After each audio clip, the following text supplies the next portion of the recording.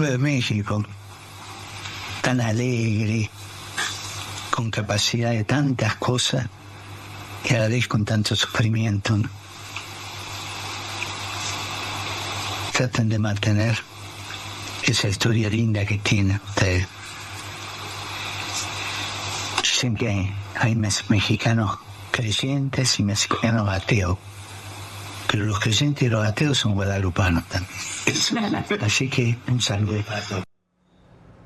Esto nos decía el Papa Francisco en la que probablemente haya sido, según los registros periodísticos, su última entrevista con un medio de comunicación el pasado 7 de agosto en su pequeño departamento en Santa Marta, en el Vaticano. El Papa Francisco falleció las primeras horas de este lunes. En agosto pudimos platicamos con él cerca de 2 horas sobre muchas cosas, sobre vida familiar, dictaduras, armas, injusticias, sobre su propia formación y visión del mundo. Francisco falleció como consecuencia de un ictus cerebral a los 88 años, luego de varias semanas de convalecencia. Sufría de insuficiencia respiratoria desde muy joven. Esto es algo de lo que nos dijo en agosto pasado en su residencia de Santa Marta.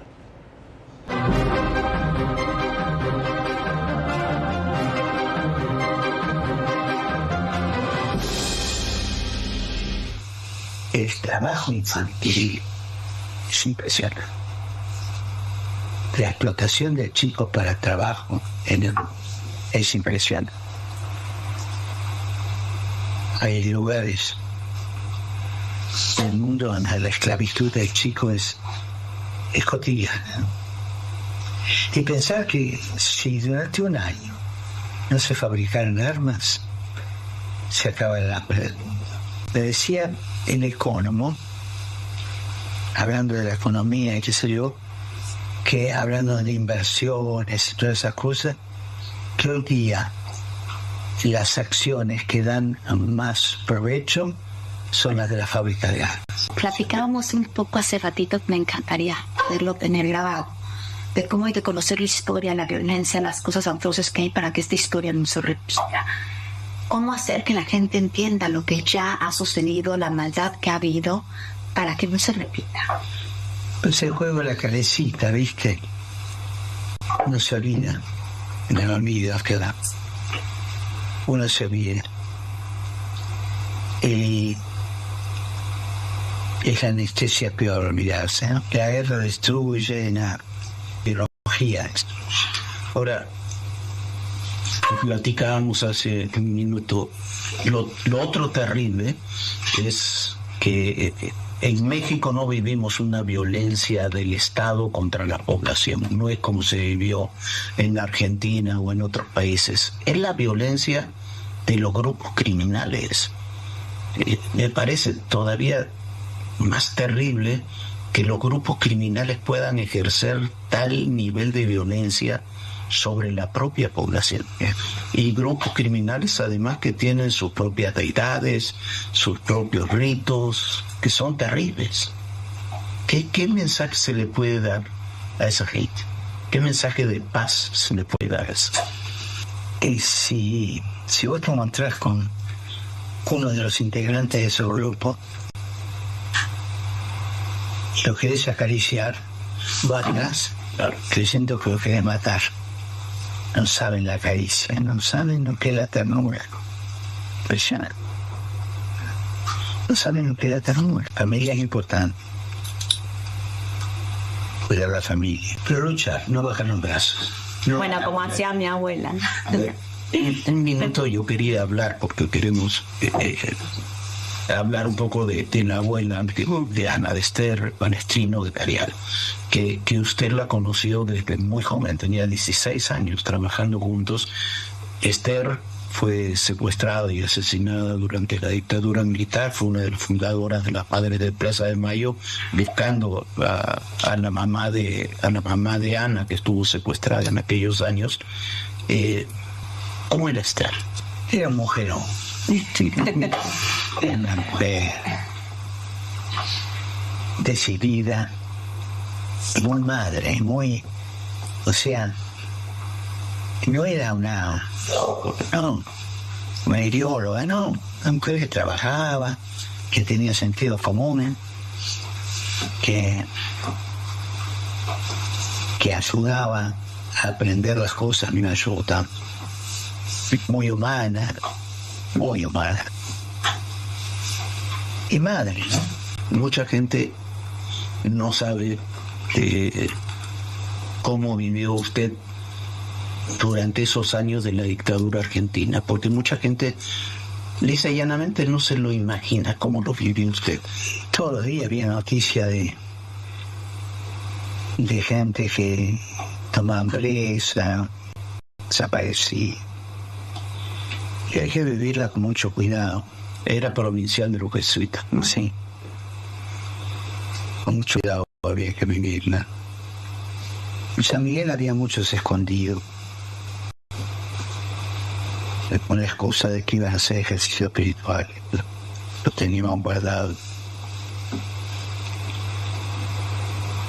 Me acuerdo una vez un chico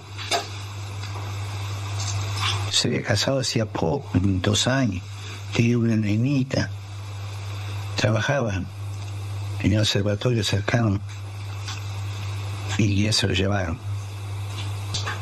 Y me acuerdo que yo fui ahí al cuartel de aeronáutica, pues suponíamos que estaba ahí en la zona de San Miguel.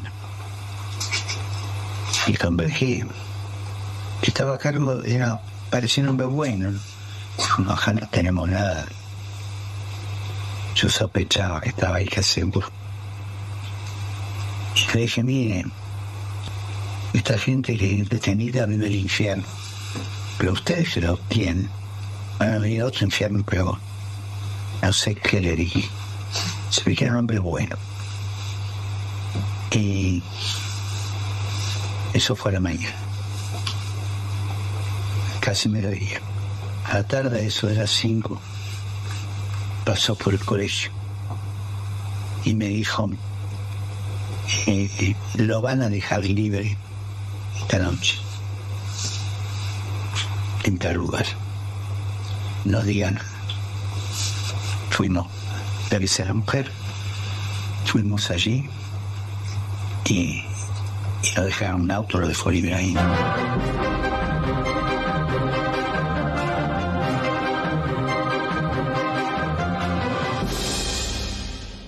Bueno, como bien nos dijo el Papa, la ideología, la violencia destruye. Nos habló muchísimo de cómo había que tratar a los jóvenes. Muchas veces hay que darles oportunidades, refiriéndose mucho también a la problemática de los chicos y chicas aquí en México. Y hay una parte que a mí me conmueve mucho cuando él te dice, hay muchos de estos chicos que están entrando en lugares o con gente con la que no quisieran estar, y es porque no han tenido oportunidades. Si tú tratas de acariciar a esos niños como nunca han recibido amor, van a simplemente escapar de esas caricias, y hay que enseñarle a la gente lo que es la fe, lo que es el amor, lo que es la pertenencia. Y bueno, eso es importantísimo. También el Papa Francisco nos dijo, bueno, que cuando hablaban de estos, totalmente, como lo ha dicho desde hace mucho tiempo, está totalmente en contra de las guerras, porque cuando una madre le llega una medalla y le dice que su hijo es un héroe de guerra, ninguna madre quiere perder a sus hijos. Ahí platicábamos también un poco de qué sucedía con los desaparecidos en México, y nos decía que era una historia realmente lamentable. Y después concluyó esta plática diciéndonos pues que no había que olvidar lo que había pasado, que hay que conservar la memoria, y eso hay que transferirlo también a México. Hay que conservar la memoria de lo que está pasando para que tengamos un mucho mejor futuro, lleno de amor, con mayores oportunidades. Y bueno, eso es quizá lo más importante. ¿Quién va a sustituir al Papa Francisco? Aún no lo sabemos, pero lo que sí sabemos es que con el Papa Francisco, cuando entró el Papa Francisco, venía a la baja el número de católicos en el mundo, se logró reconstruir la comunidad y se incrementó el número de católicos en el mundo en más de 10% desde que llegó el Papa Francisco. Entonces no se puede romper simplemente con todo lo que ha dicho el Papa Francisco, con la forma en la que se ha abierto a la Iglesia. Y también hay que recordar que 4 de cada 5 de los cardenales que están el día de hoy y quienes van a votar en ese cónclave son gente que puso el Papa Francisco. Si bien es cierto, el Papa Francisco, a diferencia de sus antecesores, de los otros papas, él puso que hayan puesto a cardenales que eran muy cercanos a ellos. El Papa Francisco le dio la oportunidad a muchísimos cardenales que no eran precisamente sus más cercanos a poder estar en esos puestos y a poder trabajar precisamente por la Iglesia y por la gente en sus comunidades. Es importantísimo el legado que deja el Papa Francisco, este legado que no se puede perder, con lo que pensaba, con lo que decía, con la forma en la que actuaba, con la forma en que rescataba y cuidaba a muchísimos jóvenes, a gentes que han sufrido mucho. Él mismo nos decía, gentes de las comunidades que son minoritarias. Él decía, hay que acoger a todos en esta Iglesia porque toda la gente nos necesita y el sentido de pertenencia es muy importante, Jorge. Sí, eso es como dice Viviana, pero también es, como lo veíamos en la entrevista, un hombre, ya lo vamos a hablar, un hombre muy directo, un hombre muy sencillo. El departamento, el lugar donde vivía, donde falleció también Francisco, es un pequeño departamento ahí en Santa Marta de apenas unos 50, 60 metros cuadrados, muy humilde, muy sencillo, siempre fue así. Cuando fue arzobispo, cuando fue provincial de los jesuitas, tuvimos oportunidad de conocerlo allá por 1976, 1977 en Buenos Aires. Uno era un jovencísimo dirigente estudiantil, él era un jovencísimo provincial de los jesuitas, y si hay algo que mantuvo a lo largo de toda su vida fue la sencillez y la humildad. Y una combinación entre la racionalidad, entre la razón y la fe. Me parece que es un personaje que ha marcado, sin lugar a dudas, de buena medida el destino de la Iglesia Católica, y que logró tener tanta influencia como la tuvo Francisco en muchos ámbitos, sobre todo de la vida personal de las personas, en la vida personal de todos nosotros, precisamente por esa humildad, por esa sencillez, que no tenía nada de ingenuidad.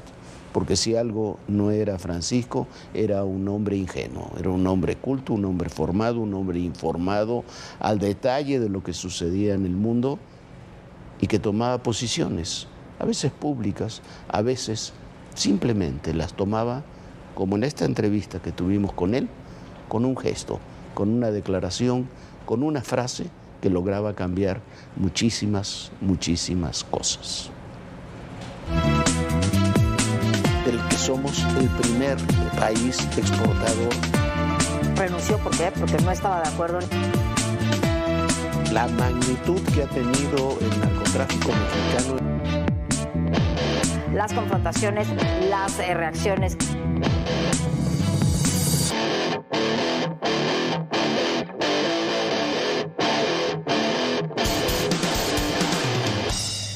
Francisco fue el primer papa latinoamericano, el primero proveniente de la Orden de Jesuitas y el primero en no ser europeo en más de 1200 años.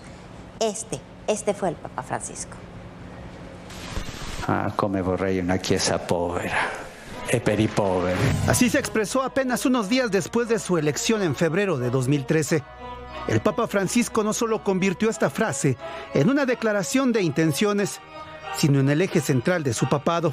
Y es que Jorge Mario Bergoglio nació en Buenos Aires, Argentina, el 17 de diciembre de 1936, proveniente de una familia de migrantes italianos. Se graduó como técnico químico y a los 21 años eligió el sacerdocio. Perteneció a la Orden de los Jesuitas. Fue designado vicario episcopal del barrio Flores y luego ocupó el cargo de vicario general de la arquidiócesis. Y a principios del 2001 fue nombrado cardenal. En 12 años, como el primer papa latinoamericano, desafió los modelos tradicionales del Vaticano con un mensaje profundamente político, arraigado en el Evangelio, pero proyectado hacia las grandes problemáticas del mundo moderno: la pobreza, la desigualdad, la migración y el cambio climático. Adoptó un rol activo en la escena internacional. Una ingiustizia che grida al cielo. Nello stesso tempo, questo modello economico è indifferente ai danni inflitti alla casa comune. La postura del Papa generó incomodidades, incluso dentro de la Iglesia. lo acusaron de ambigüedad doctrinal, de ser demasiado político o incluso de traicionar la tradición. La iglesia no tiene puertas para que todos puedan entrar, todos, sin exclusión. No solo habló de los pobres, los escuchó, los visitó y los defendió. Estuvo en barrios marginales en África, Asia y América Latina. Emprendió una limpieza sin precedentes en las finanzas vaticanas, marcadas por décadas de opacidad. Creó órganos de control económico, desafiando resistencias internas. También modificó el funcionamiento de la curia romana, otorgando mayor poder a los laicos y descentralizando el poder papal para fortalecer el rol de las iglesias locales. Si bien la Iglesia Católica aún se niega a ordenar mujeres sacerdotes, Francisco abrió espacios antes impensables para ellas. Nombró a mujeres en altos cargos de gobierno dentro del Vaticano y autorizó que puedan ser acólitas, lectoras y ejercer funciones de gobierno laical. Intentó tender puentes entre la doctrina tradicional y la realidad social del siglo XXI. Aunque mantuvo la enseñanza oficial de la Iglesia, promovió una actitud pastoral más comprensiva. Sobre la homosexualidad, su frase, ¿quién soy yo para juzgar?, marcó un hito. En 2020, apoyó legalmente la unión civil entre personas del mismo sexo, aunque sin equipararla al matrimonio religioso. Francisco consideró el aborto como una eliminación de una vida humana, pero promovió una actitud de comprensión y acogida hacia las mujeres que han abortado. Marcó un antes y un después en la relación de la Iglesia con el medio ambiente. Vinculó el deterioro ecológico con la injusticia social, afirmando que el clamor de la tierra y el clamor de los pobres son el mismo. Con ello, abogó por una ecología integral que pusiera en el centro a las personas más afectadas por el cambio climático. No, Francisco no era un revolucionario, no hizo una revolución en la iglesia, pero hizo transformaciones enormes, como usted lo veía, y transformaciones que van sobre todo a los temas actuales, la ecología, los temas de género, la relación de la iglesia con la sociedad. Logró, decía Viviana, un aumento de más de 10% de creyentes cuando iban literalmente en picada. Las décadas anteriores, los creyentes, los fieles de la Iglesia Católica. ¿Qué fue y qué no fue Francisco? Hay que indagar en su historia para saber quién fue. Es un hombre que entró tarde al seminario, entró hasta los 21 años. Hasta los 21 años había tenido una juventud normal. Era técnico bioquímico, había comenzado a trabajaba y estudiaba desde los 16 años. Le gustaba el fútbol, su gran pasión era el fútbol, fue siempre el porrista, hincha, como se le dice en Argentina, del San Lorenzo de Almagro, un equipo muy popular de Argentina, de Buenos Aires. Le gustaba el tango, tenía novia y estuvo siempre en su juventud, en esa adolescencia, primera juventud, en las dudas entre seguir su vida con todo eso que tenía, el trabajo, el estudio, una novia, el fútbol, el tango que le gustaba mucho, o seguir su vocación y entrar al seminario para ser sacerdote. Decidió, aconsejado por una mujer de la que hablábamos en la entrevista, Esther Balestrino de Cariaga, que siguiera su vocación si eso era lo que realmente quería. Lo hizo, entró al seminario y terminó su vida como papa, el máximo representante de la Iglesia Católica el día de hoy. Pero esa vida que tuvo, esos años que tuvo, fueron los que le permitieron vivir una juventud normal. Son los que explican también buena parte de su apertura a muchos otros temas. ¿Por qué? Porque los conocía, porque los había vivido y porque siempre mantuvo una relación directa con la gente. Su historia en la dictadura argentina ha sido controvertida por algunos, pero más por temas políticos posteriores que por lo que pasó realmente en la época de la dictadura. No era un hombre de la teología de la liberación, era partidario de otra corriente teológica que era la defensa de los pobres. Esther Balestrino, como le decíamos, él lo dice en esta entrevista que le vamos a repetir en los próximos días completa, fue su mentora. y mantuvo una lucha silenciosa. No era un hombre de hacer grandes declaraciones, menos en esa época, cuando era un hombre muy joven, con una posición muy menor como provincial de los jesuitas y con una cúpula de la iglesia, o que callaba, o que estaba relacionada directamente con la dictadura militar. Era un hombre que trabajó incansablemente, nos consta personalmente, por la liberación de muchas personas. En algunos casos lo logró, en otros no. Después tuvo un periodo de ostracismo, la propia cúpula de la iglesia lo envió a una suerte de exilio interior durante los últimos años de la dictadura. Regresó para terminar siendo cardenal y arzobispo de Buenos Aires y luego papa. La leyenda negra de lo que ocurrió en la dictadura la impulsaron los Kirchner, que lo caracterizaban como un sacerdote, un cardenal de derecha, porque los criticaba duramente por las medidas que tomaba el matrimonio Kirchner, Néstor y Cristina Fernández de Kirchner. También Javier Milei lo criticó, las cosas que dijo Milei fueron terribles. Pero tanto los Kirchner, tanto Cristina Fernández de Kirchner como Milei, en cuanto él fue papa y ellos asumieron respectivamente la presidencia, lo primero que hicieron fue tratar de reunirse con Francisco. Y Francisco, se reunió con ambos y a ambos los perdonó.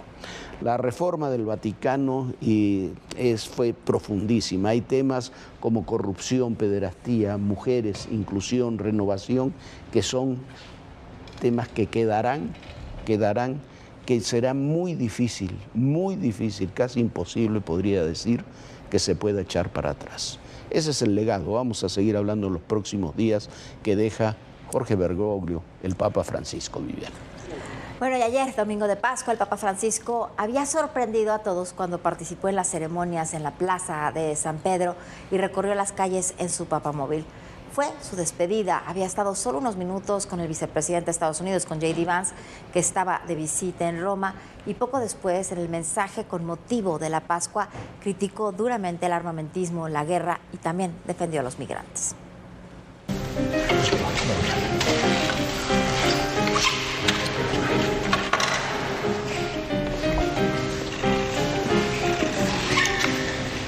Así cerró el último capítulo de un pontificado que quiso continuar hasta el último día. Tras la muerte del Papa Francisco, la mañana de este lunes, el cardenal camarlengo Kevin Farrell, el cardenal Prieto Parolin y el arzobispo Edgar Peña Parra sellaron las puertas del apartamento papal en el Palacio Apostólico y la puerta del apartamento de la Casa Santa Marta, donde el Papa vivió. El Papa Francisco, de 88 años, falleció a causa de un derrame cerebral, coma y una posterior insuficiencia cardíaca irreversible. En su última aparición pública, el domingo de Resurrección, el Papa Pontífice se presentó de manera sorpresiva en la Plaza de San Pedro y recorrió varios puntos a bordo del papamóvil, saludando a las más de 30,000 personas. A pesar de que no presidió la misa, al final salió al balcón para dar la bendición Urbi et Orbi. Cari fratelli e sorelle, buona Pasqua.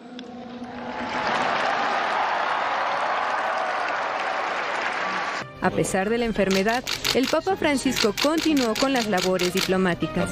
El último encuentro privado que tuvo con un funcionario extranjero fue con el vicepresidente de Estados Unidos, J.D. Vance.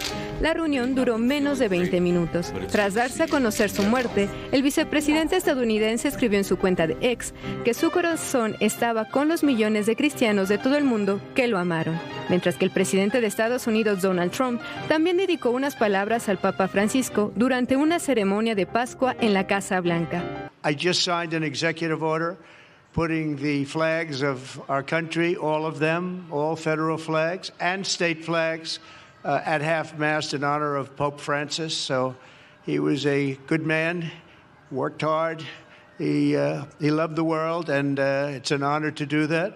Otros líderes mundiales también expresaron condolencias, entre ellos la presidenta de México, Claudia Sheinbaum.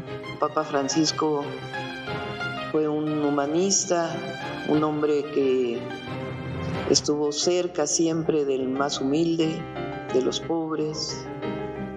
Todavía el día de ayer su mensaje fue por la paz, así que es una pérdida dolorosa. A pesar de que alguna vez lo llamó el hombre del diablo en la tierra, el presidente de Argentina, Javier Milei, lamentó la muerte del Papa. Escribió en su cuenta de X: a pesar de las diferencias que hoy resultan menores, haber podido conocerlo en su bondad y sabiduría fue un verdadero honor para mí, como presidente, como argentino y fundamentalmente como hombre de fe.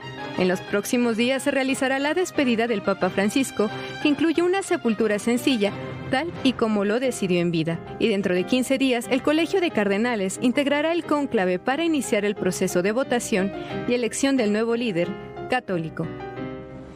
Bueno, y si bien los mandatarios de distintos países el día de hoy se pronunciaron, bueno, con una tristeza enorme por la partida del Papa Francisco, ojalá pongan de alguna manera en marcha el legado del Papa Francisco y bueno, todo lo que estuvo pidiendo y por lo que estuvo luchando, por la migración, por la paz, por el cese de la guerra, por el cese de las armas.